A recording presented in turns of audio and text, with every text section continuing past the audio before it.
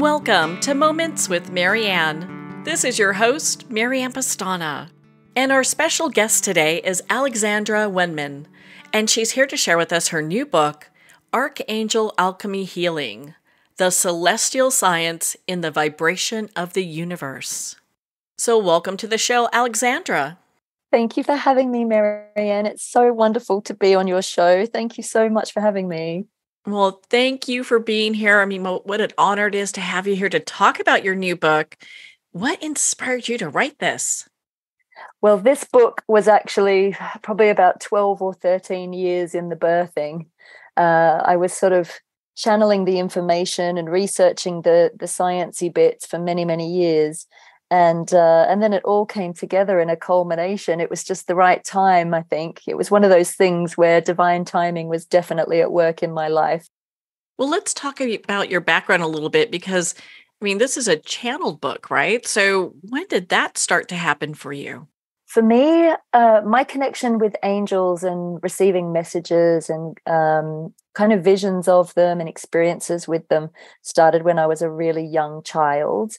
I think it's because I actually died at birth, and my parents were told that there was no chance I was going to survive. They were awaiting a stillborn, and from being very, very young, obviously I was high forceps out of the birth canal and resuscitated and miraculously brought back to life. But from a very, very young age, I had very strong visions. I could see faces in the dark. I could see all kinds of things, light and dark. I could see all kinds of all ends of the spectrum, I guess. But the one thing that would always help me in those moments were the angels. I always had a very strong connection to the angels. I don't know if that was always there from birth or if it was because my mother was Catholic and she taught me an angel prayer when I was very young. But it always seemed to be the archangels that would connect with me. When I sort of learnt who it was later in life, it was always the archangels that were there. They were sort of ever present, if you will. And I didn't really know that I was channeling. I just kind of thought it was normal. I used to write poetry from a very, very young age, and I would more hear it than make it up. It would just kind of flow through me, and I still do it now. And then it was, I guess I was in my 20s, and I didn't really know how to sort of sit and channel publicly, if you will, except that a friend of mine who was another angel healer had invited me on one of her angel workshops because I was writing I was editor of a spiritual magazine called Prediction here in the UK for many years. So I went along to cover her workshop, and halfway through the workshop, without even asking me, she said, "Right, Al, you're going to come and sit in this chair and you're going to channel for us." And she literally, it was sink or swim. She put me on the spot. And in that moment, I realized that what I had actually been doing for years and years and years was channeling. And once the door was open and once I'd realized that was what was happening, they then came in and they said, will you write about us? Will you work with us? And they showed me visions of books that I was going to be writing and creating, and they showed that to other channels as well that I've consulted over the years. So this really is the first book, I think, in a number, but obviously I have some oracle decks and things, but this book is the healing system that they channeled to me. So I call it angelic technology, really. They speak to me in language like you and I. Obviously, they speak to you in your own language, but they also talk to me in sound, in frequency. They've always spoken to me in symbol, and very much before I even knew anything about sacred geometry, they taught it to me. And it was, I sort of did everything backwards. The angels and the guides would teach me something, and it would be before I'd even picked up a book on it. And I really believe that this is because it was housed somewhere in my own ancient memory. It was in my DNA. It was probably in my other lifetimes that I had this memory of working with these technologies, perhaps, I don't know, or it could have been completely new. But I would always then find the information afterwards that would back up what they had told me. And that was really why I wanted this book to be a bridging of the science and the spiritual, because to me, like everybody, we need evidence. Our logical brain wants evidence. And when I teach channeling and when I talk about the angels, I always say that there's no better evidence than your own evidence, your own experience, because nobody can take that from you. And once you've had an experience, you can't unhave it. You can't forget it, and you can't rationalize it. But it does help us to have some tangible evidence that can back up what we know or back up what we've experienced. And because I was never a scientist, I did come from a medical family. My dad's a doctor and my mother was a nurse. But I never needed that kind of scientific evidence until I realized, well, it's actually going to give my work a little bit more credit. It's going to give the angels a bit more credit. And there is scientific research out there. So I thought it was important to include it in the book because it does help people, I think. If you can translate what is happening on the spiritual into the logical, it balances both those worlds, which, of course, to me and my whole message is about bringing heaven to earth. So we need both, really. I think it's so just beautiful how it's written and put together because you're right. I mean, there are a lot of people out there who feel like, okay, I believe in the angels. I don't need anything else. And then other folks are like, okay, well, show me the science. Yeah, I have been challenged on that over the years.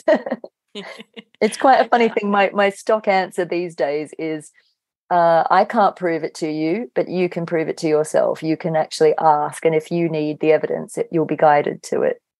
So do you have certain archangels that you mostly work with? Do you work with all of them? How does that work? Well, I've learned over the years that there is an infinite number of them. And even every time I think I have my team, there's always new ones stepping in. Often I'll have names come in that I've never heard before. And then I will soon discover, often I can go to Google. Everyone's friend is Google. And there will, a lot of the time there will be something written about a certain archangel that has the name I've been told and I've started channeling. Sometimes there won't be. But yeah, I do have the main ones. So obviously Metatron, Michael, Gabriel, Raphael, and I've written about 40 of them in the book, which actually goes with a card deck called the Archangel Fire Oracle, which is an alchemical journey through those 40 archangels as well. They sort of accompany each other. But these were the 40 that were channeled through to me to include in the book. Honestly, I could have kept going and going and going. So there must be another book coming pretty soon, I think. But yeah, they're the sort of main ones. I often, with the actual healing system, there are 6 main archangels that overlight that system. And people who've studied like the Golden Dawn and the Lesser Banishing Ritual of the Pentagram might be familiar with these angels because I have Raphael in the east, Michael in the south, Gabriel in the west, Uriel in the north, and then Metatron above, Sandalphon below. But I also have this incredible team of Elohim angels and these amazing throne angels that are very powerful protectors. They come in on a very dark blue-purple ray, and they hold the 4 corners of that healing space, obviously, and it all happens within a diamond healing chamber. So they gave me all of this geometry and these kind of light codes, which to me, it's very powerful. And these angels, there's only those ones holding the chamber in place are not the only ones that work through this system. It's any angel or archangel, predominantly the archangels, to overlight the space. It's your higher self and your own angelic presence that is guiding the whole thing. And obviously any angel or even guides of light, other guides of light can come in and work through this. Ascended masters, beautiful celestial star beings, gorgeous elementals, all of the beings and the guides who are working for our highest good are welcome to work with us through this system. But it's very much overlit by those angels. I see the archangels really as part of our own consciousness as well. They are separate guides, but from a multidimensional perspective, they really are the bridge in consciousness between us and the divine. And I do go into the mathematics of that in the back of the book as well. I love it. It's so exciting because there's actual mathematical evidence that angels can exist. And I love that. I just love that. Well, now I think you've piqued a lot of interest from a lot of people. Okay, well, wait a minute. there's a mathematical equation for this. I am into this right now, I don't claim to be a mathematician, and I certainly don't claim to be a scientist. But when I started to dip a toe into some of this stuff, I found that there were a lot of books that were quite heavy in scientific language, quite heavy in mathematical language, that I really found it tricky to wrap my brain around. And so one of the reasons I wanted to include this information in this book was to go some way to putting it into layman's terms so that anyone can understand it, really. I'm trying to make it like, this really is a handbook for the ascension on many levels. And it's pretty much everything the angels have taught me to date. I wanted to put everything in there, and I wanted it to be a practical tool. And but I also wanted it to be understandable. And I never dumb down my language. If the angels talk to me in sort of ascension language, I think it's important to use the words that were channeled through. But I have tried to go some way to explain what's going on in normal, everyday, human, grounded, down-to-earth language, exactly for that reason, bridging heaven to earth. Because if we don't understand something, how are we supposed to integrate it, work with it, digest it, and apply it to our daily waking lives? Like, the whole point is we can work with these angels and apply their healing, apply their technology, and apply their values and their essence to our daily waking lives in a really grounded, practical, beautiful way. And essentially, the whole purpose of this book is to help us become more angelic, more loving, more empowered in our daily waking lives. So hopefully the maths of it is easy to understand, and I haven't gone too into the heavy language. I have tried to simplify it as much as I can, but still holding the essence of it. Well, I think sometimes people really do appreciate having it go maybe a step above, especially when you have people who have been in this, the archangel community for some time. They have some basic understanding, and they're looking to maybe level up on that. Yeah, I really tried in the writing of it I didn't want to come in at sort of entry level spirituality, and I didn't want to go over people's heads. So when I was writing the book and channeling the processes, I did have that intention. Please, angels, let this, let everybody who needs this, let it be kind of at the level they need it to be at. And I've actually, so far, I've had some really good feedback, actually. I think that this is a book for any level. You can come at it. If you're a total beginner to angels and you've never worked with them before, you can certainly pick up this book and it will give you some insight. But also I do go into things that many on this awakened path will be familiar with. I talk about twin flames, one flame. I talk about angelic light language. I talk about codes of light. I talk about multidimensional reality. And I actually think as a humanity, there were a good few years ago, you couldn't really talk about topics like that. People would look at you like you were a complete weirdo and didn't know what you were talking about. But these days, if you say to someone, oh, yeah, we're living in a holographic universe, they just kind of nod and go, oh, yeah, I know what you mean. Most people kind of grasp those concepts these days. We're really rapidly awakening as a humanity, I find, which is amazing. The acceleration is really off the scale at the moment. I understand that. I mean, 20 years ago, they would have found a padded room for any of us that talked about this. Totally. So thank goodness we're living in the age that we are, where we can have open and free discussions about these things. And because I think they make such a positive impact, not only to humanity, but to the planet as well. Your subtitle for the book is The Celestial Science and the Vibration of the Universe. Yeah. And so where does the vibrational part come into all this? I talk a lot about sound and frequency throughout the book. Frequency, some of the sounds that the archangels have shown me, you might know them as the angelic choirs. It really is a frequency. And when I started to have these immense experiences with the archangels, when I suppose for many years when I was a child, they were around, and then I kind of went to Catholic school. I was told it was just my imagination, closed it all down. But after I moved to London, I started to have these very real, tangible, embodied experiences with archangels.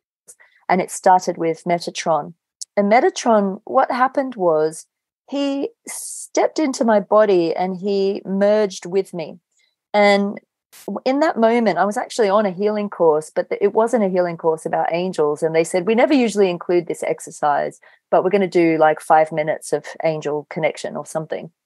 And so we sat down, we paired up, and I was actually doing a reading for another girl in the class, but I closed my eyes and immediately this being connected with me. And it was as though he showed me the whole multiverse. It was as though the room around me and my body sort of disappeared and I became the angel. He showed me sort of, how do I even describe this? I don't really have words for it. I have written about it in the book, but I'll try to describe it as best I can. The angel and I became one, and he was absolutely huge. So I was absolutely huge. I felt myself as this absolutely huge, angelic, golden being made up of all the geometric shapes. A little bit like he sort of reminded me of an angelic robot, and I was a fan of Transformers at the time. So when he told me his name was Metatron, I nearly fell off my chair because I thought, oh, that sounds like Megatron. And it was really interesting. But the thing about the frequency was I felt as though my body had been plugged into an electrical socket of love, and it was rushing and vibrating and humming with this golden energy, this golden white energy of just the most ecstatic love, the most divine love. I could never do it justice to describe it, but I can feel it almost now as I'm talking about it. It was like nothing I'd ever felt. And I'm very, very clairvoyant. So the visuals were off the scale. It was like being in some sort of virtual reality, incredible experience where this angel, I could see him from all angles, and I was him. And there were planets so big, there were planets orbiting his head, and the golden light was just sparkling, and it was electricity. That was the only way I can describe it.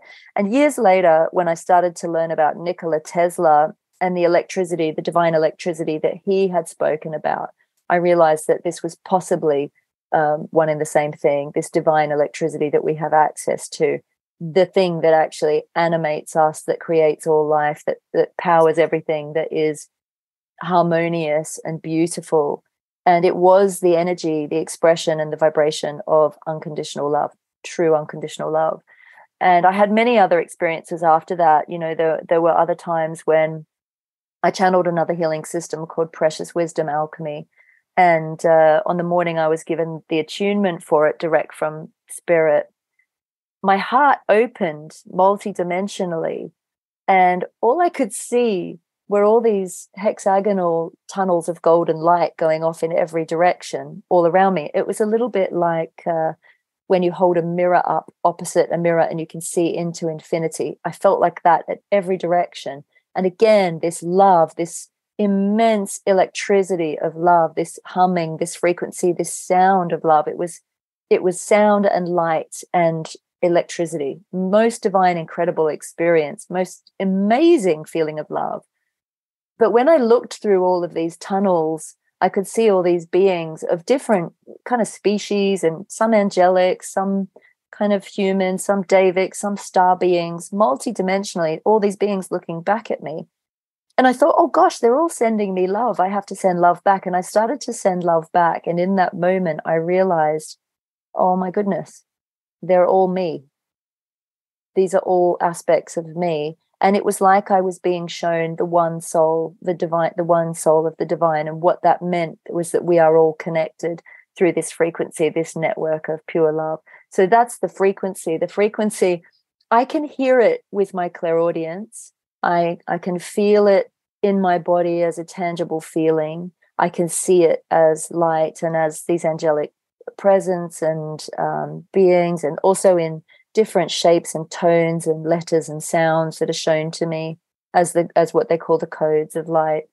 But I think for most humans, I think for most people, you will know it in your body. You just know it as a feeling. We're sentient beings before we're anything, and you don't have to be super duper clairvoyant or clairaudient or really even that spiritually awakened to know the energy of love when you feel it.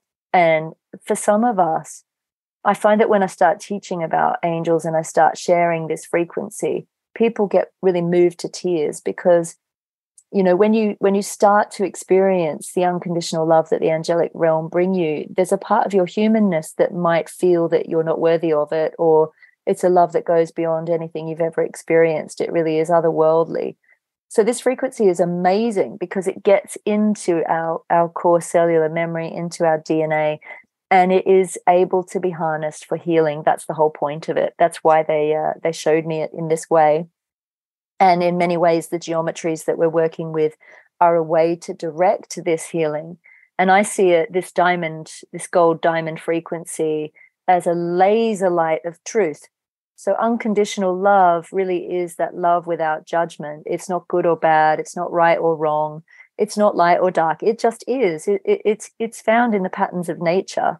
But when you can harness it and direct it with a positive intention for healing, for alchemy, you really can get to the core truth of a situation. And I've been teaching this work for a long time as part of other workshops, but it's now been certified as its own healing system. And I've started teaching it, and my students, it's blowing their minds. And I've actually got some students that are healers in their own right, that have been doing energy work for years and years and years. And I have had this one person say to me, I've been doing, all the Reikis, all the energy healing, I've done so many courses, Atlantean healing, all these ascension courses. And she said, I've never felt anything like this. It is blowing my socks off, to the point where, I was going to teach level 2 probably a month after we taught the first level 1, and we needed another good few months integration time, including myself. So it packs a punch sometimes. I mean, it's unconditional love is pure power, and the archangels are very loving, but they're not always light and fluffy. They will shift you onto your right path and timeline pretty rapidly if they need to. But it's a very individual experience. Sometimes they're really soft with people, and it's a gentle journey. I don't know why it is for me, but it always seems to be that they pull the rug out from under me and they hurtle me forward. But yeah, there's so much I could say about that frequency. There's a lot of research in the book about music and sound. We talk a lot about the solfeggio tones, the binaural beats, and also the work of the Heart Math Institute. And Karen Newell does a lot of work with sound. She's Eben Alexander's partner, and she's a really interesting lady. So she talks a lot about sound that can be used for brainwave entrainment and healing. So there's a lot of research there in the book that talks about why sound and frequency is really effective for healing. For people maybe that are new and say, well, I don't think I could see, or I don't really feel anything, can they start this process as well to become an archangel messenger? Absolutely. The book takes you on a bit of a journey. So I've included lots of exercises in here. And as I said, you don't need to be clairvoyant or clairaudient or anything. Everything starts with intention. So as long as your intention is loving, and you set the intention that you're working with these healing processes, the angels will basically do the work for you. I have a lot of information in here on how to develop those gifts and abilities, though. So really practical, simple, easy exercises to develop and build your clairvoyance, clairaudience, even your claircognizance, that clear knowing. Just, you don't know how you know it, but you just know it. And I've included in here all of my channeling protocols. I have something called a channeling checklist. So this book really is a handbook of channeling as well. It will take you through all those protocols in a very simple, easy to follow fashion. It's really easy to follow at home. And you can just take your time with it. You can read the whole book cover to cover. You can dip in and out. You can practice. I'd like to, at some point, develop a journal that sits alongside it to help people, so they have an accompanying journal that might have some questions and things in it. I'm just sort of talking about that at the moment, because it really is an interactive thing. I mean, there's a lot of information in it, but there's so many exercises, and you can go as slow or as fast through those exercises as you'd like to. And I'm hoping at some point to do an audiobook version of it as well, because I think with some of the meditations, it's nice to hear them rather than sort of have to read them and try and follow them. Although if you do have the book and you're struggling to kind of read, I would suggest just read through it on the recorder on your phone and then play it back with your own voice so you can really delve into the processes. So, what's the purpose of someone using the Archangel Alchemy? To me, it's about empowerment, really. And the same with channeling. I often say channeling is not a party trick. And this is for deep healing. This is to alchemize our lives so that we can live our best lives ever. Ultimately, so we can live our own unique individual version of heaven on the earth. This is a tool so that you can, it's not a passive healing, really. It's an active healing. It's a little bit of both. You're working in co-creation. So you can use it as a general healing, even if you don't know what you want to focus on, or you can focus on a dedicated intention. And you can even do healing for a situation in your life. I was talking to my students just yesterday, and one of them's having a tricky situation. And I said, well, just in the same way that we do healing on an individual or an animal, you can do healing on a place, you can do the healing on the whole planet. Or you can take an entire situation that you're dealing with, say you're at a crossroads in your life and you don't know which direction to take and you're feeling really confused and you're really struggling with the emotions. Take the whole situation and imagine you're putting it into that diamond healing chamber and ask for the highest and best outcome. And it will start to alchemize so that the crystalline energies start to reveal more and more truth about the situation to you so that you can find the best path forward. And I always say, in my own personal practice, until I know, I don't know. So you don't have to make decisions until you are ready. You can set the pace. When it comes to channeling as well, channeling to me it's such an empowering thing because it isn't about putting a being on a pedestal above us. I also talk in the book about false light and the fact that there can be trickster spirits around. So I do talk about protection, discernment. These are vital keys in our spiritual path. But when you can learn to channel, you can receive information pretty much from anywhere because this whole universe is alive and I see it as pure consciousness. You can have a conversation with the chair that you're sitting on if you want to, have a conversation with your car or your house. That might sound a bit harebrained, but we're all connected through that web of light. The beautiful thing about channeling also is that if you have an injury or an ailment, you can tune into your body and actually talk to your organs. You can talk to your joints. You can ask them, what do you need? Why are you hurting? How can I help you? So with everything being pure consciousness, conversations with our trapped emotions, for example, can help to alchemize why we're feeling the way that we're feeling. And I believe this will have great inroads into things like depression, anxiety, and things like that, helping us to move through those lower emotional vibrations and states so that we can come into more blissful states of awareness, so we can really achieve what we want to achieve and go after our dreams.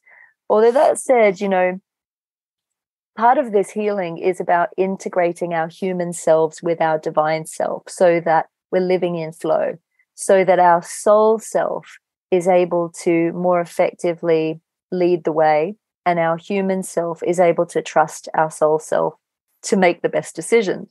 And I found this out the hard way because there's been a lot of times in my life I've been trying to get certain doors to open and I've been hitting my head against these doors going, please, could I have this in my life?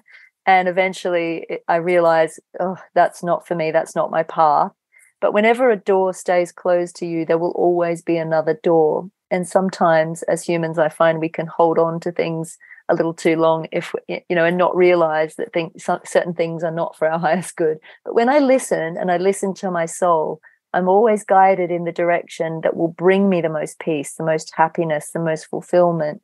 And it's usually when I let go and I trust and I say, okay, put me where you need me, but please let my needs be met.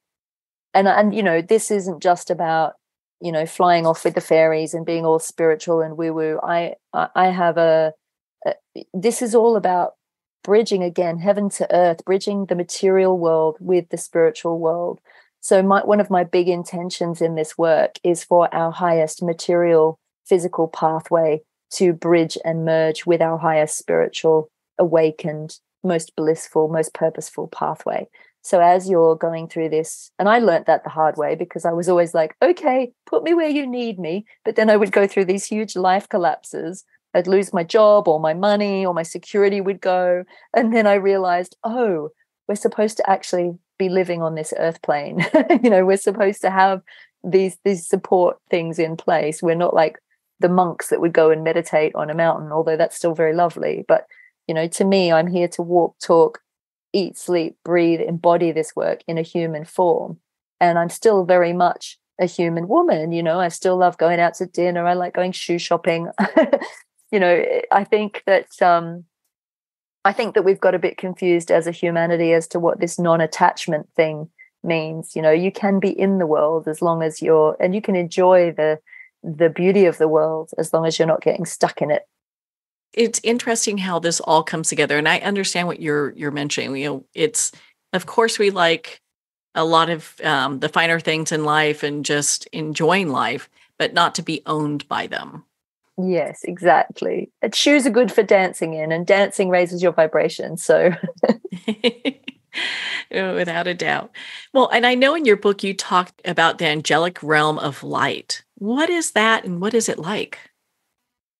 Well, to me, when I experience it, I can imagine myself flying up somewhere. We've often as a humanity been taught that heaven is up, but I believe that that's really just in vibrational terms.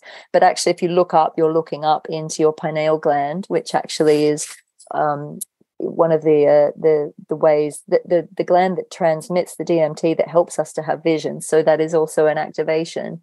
But to me, the angelic kingdom of light is all around us now, and we can just tune into it by tuning into our hearts and just inviting them to be with us. It is a group consciousness. It is an infinite group consciousness of all of the angelic frequencies. And some of you will be familiar with the angelic hierarchies of light, where you have, obviously the thrones and the virtues and the dominions. But to me, this isn't a hierarchy as we would see it in linear human terms. They're just angels operating at different frequencies and vibrations that have different roles. So you have your everyday angels, you have your parking angels, as everyone knows.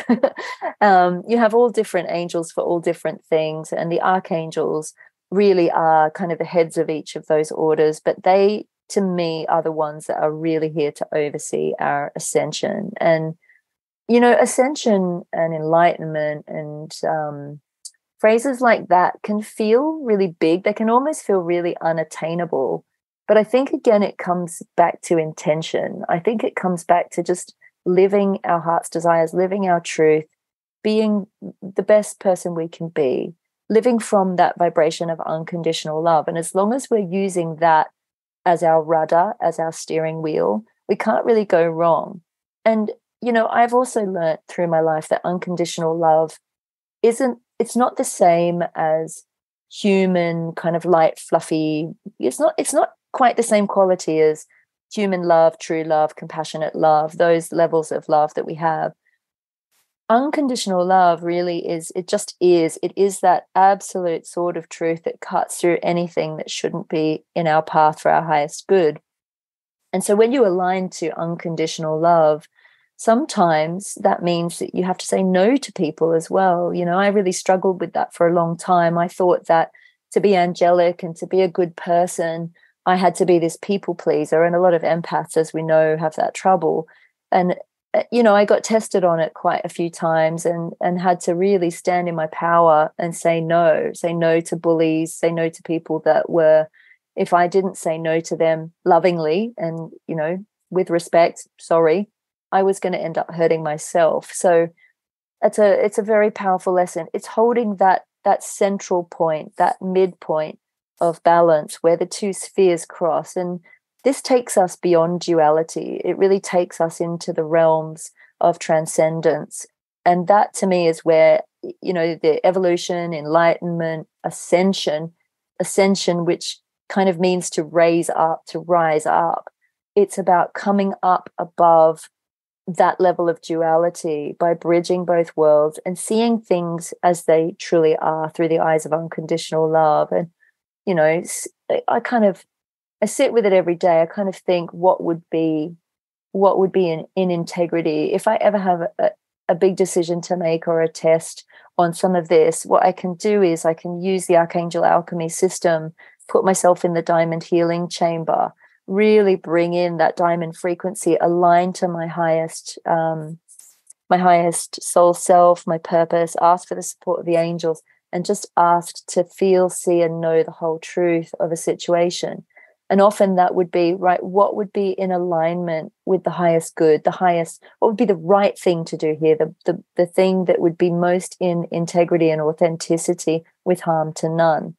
And from there, I can kind of see it playing out like a little vision or a little, you just get a knowing. You'll just get a knowing. Often you'll feel it in your body. And I do go in the book, I teach you how to kind of body dowse as well, how to tune into your own inner feeling awareness so that you can answer questions yes and no with both your body and your soul. Sometimes our mind can muddy the waters a little bit. We can go too much into our mind and overthink things and worry about stuff. But when we connect body to soul, heaven to earth, and we come into this energy of just what would the truth feel like? What would it look like?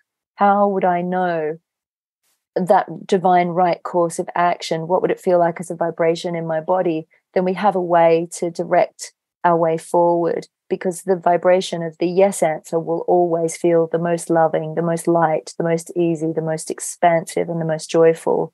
So I think that ascension, enlightenment, and all of that is much simpler than we think. It really is just living in alignment with love, just living in accordance with love, and asking yourself in every moment, that thing, isn't it? What would love do?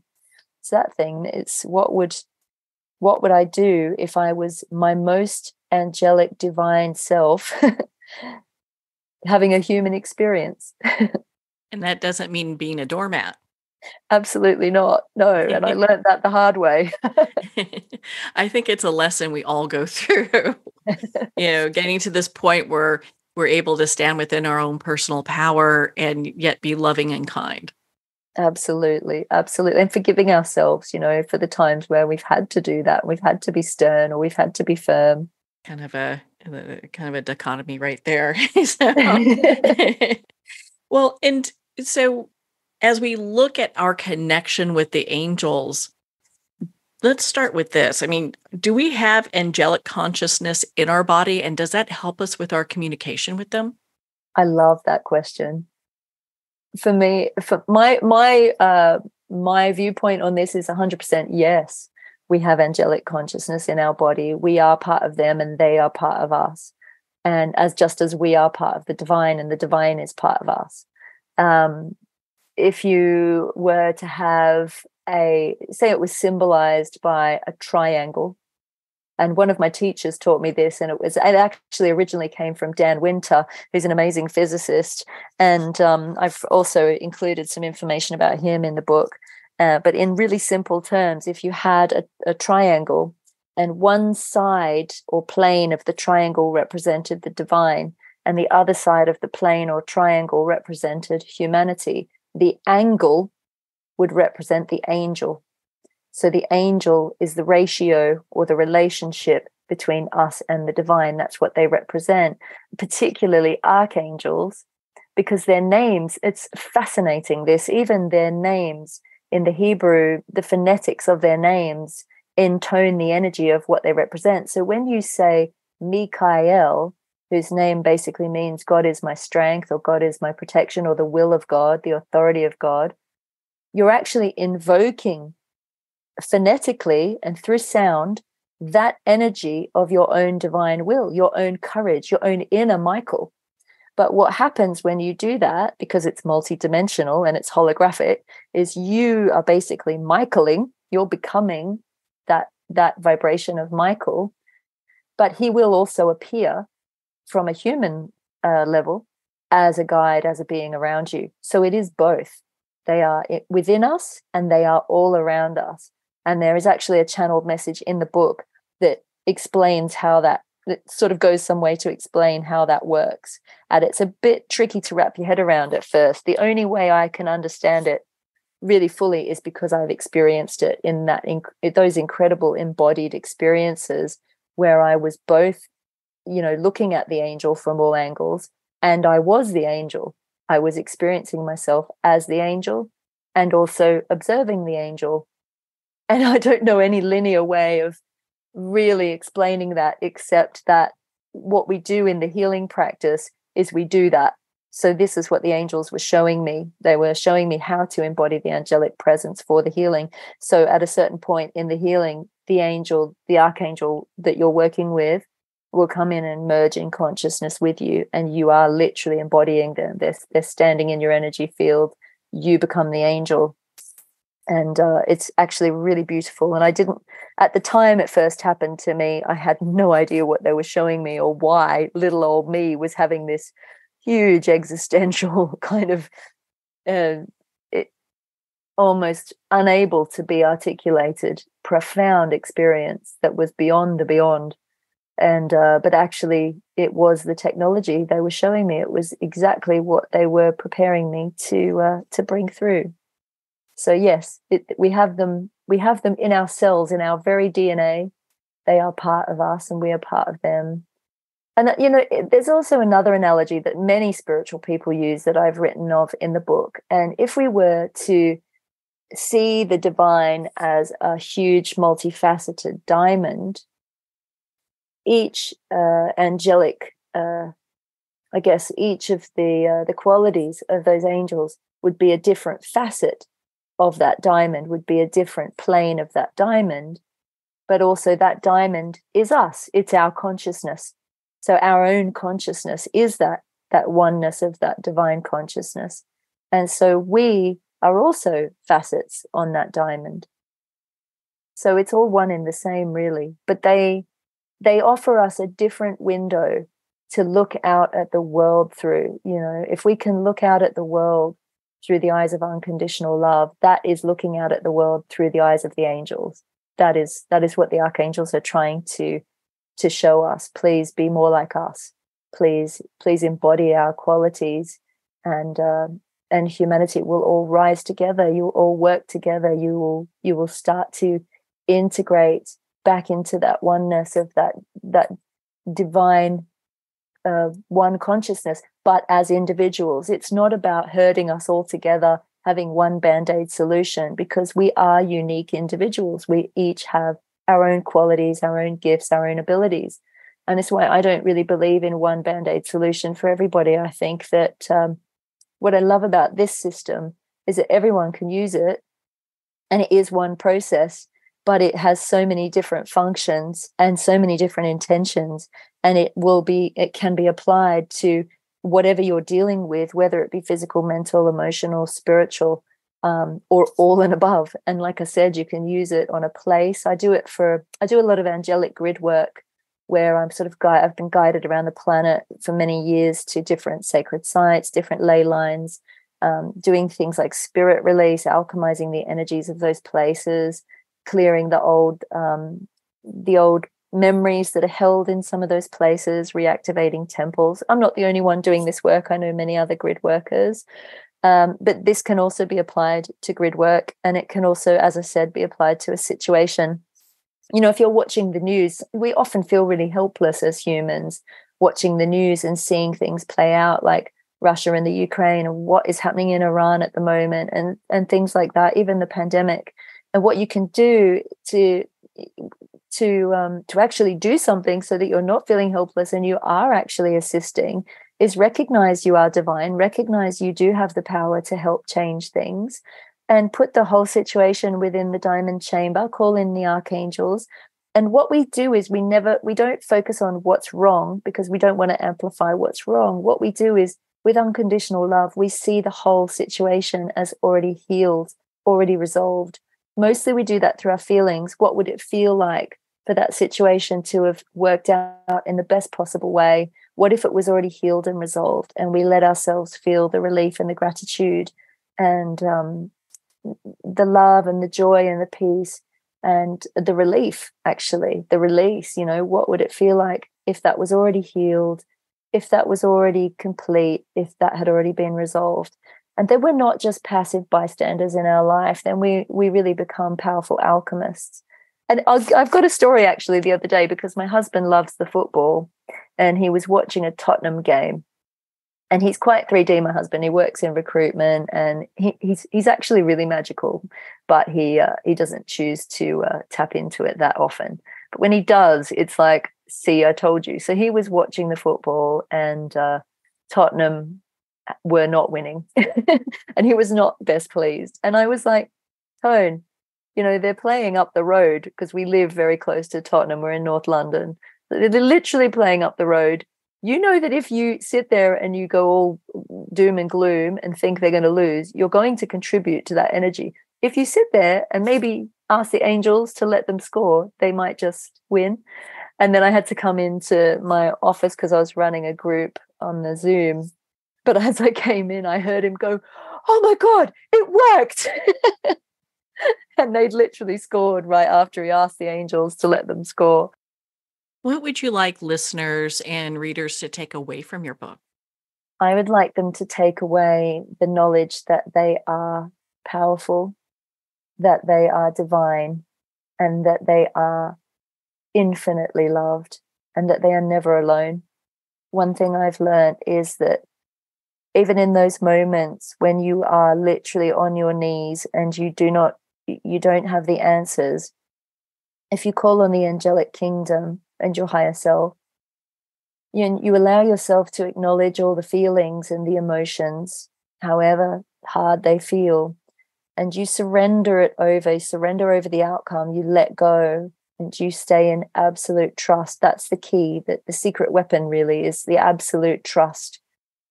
And I always say to myself in those moments, even though I have no idea how I am going to get through this, I am staying in absolute trust, and I am refusing to budge from the belief in love as a powerful force in this world.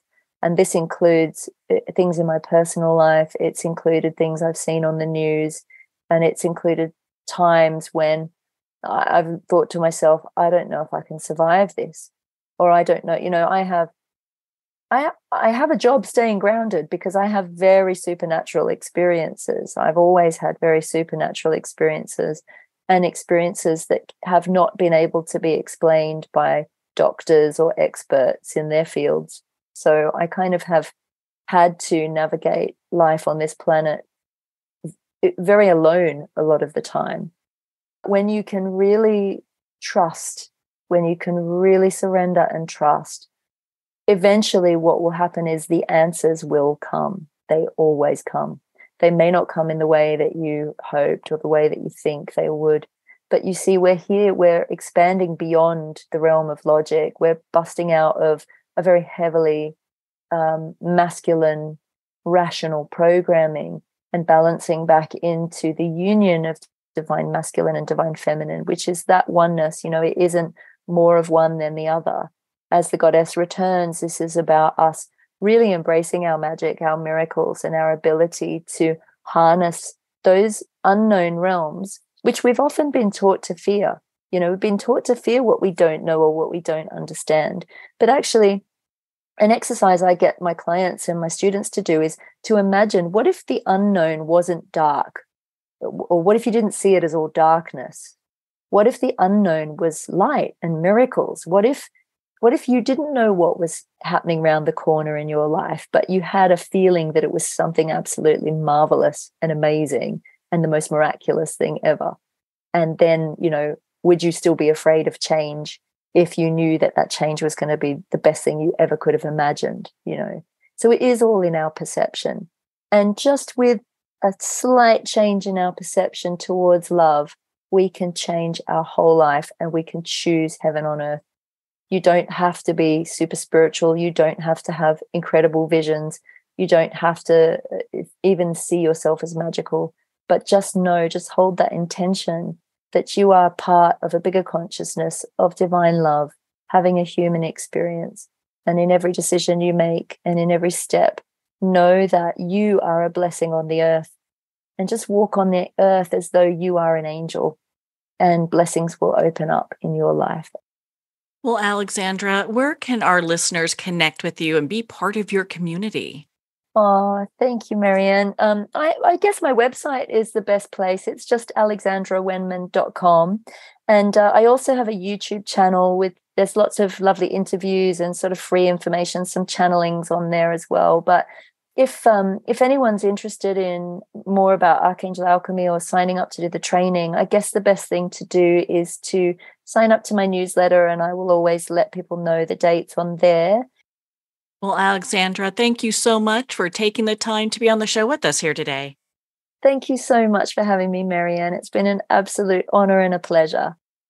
Well, thank you, Alexandra. It has been such an honor to spend this time with you and to talk about your new book, Archangel Alchemy Healing. We're going to pause here for a quick moment, and we'll be right back after these messages.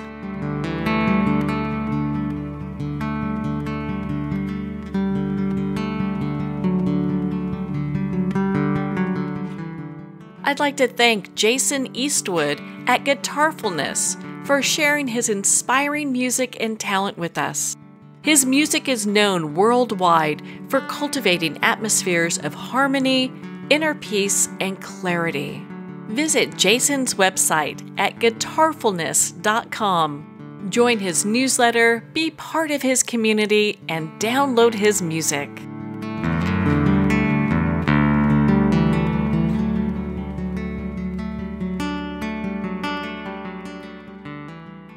Well, we're at the end of our time today. I'd like to thank everyone for tuning in.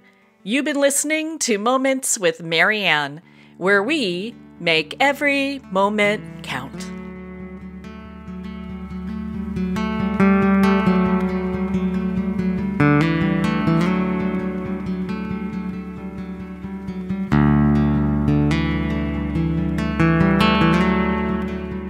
In a single moment, your life can change. Moments with Marianne is a transformative hour that covers an endless array of topics with the best of the best. Her guests are leaders in their fields, ranging from inspirational authors, top industry leaders, and business and spiritual entrepreneurs. Each guest is gifted and a true visionary, a recognized leader in her own work, and while teaching others to develop, refocus, and grow, Marianne will bring the best guest and sometimes a special surprise. Don't miss this. You never know just which moment will change your life forever. Make sure to tune in and visit momentswithmarianne.com for more information.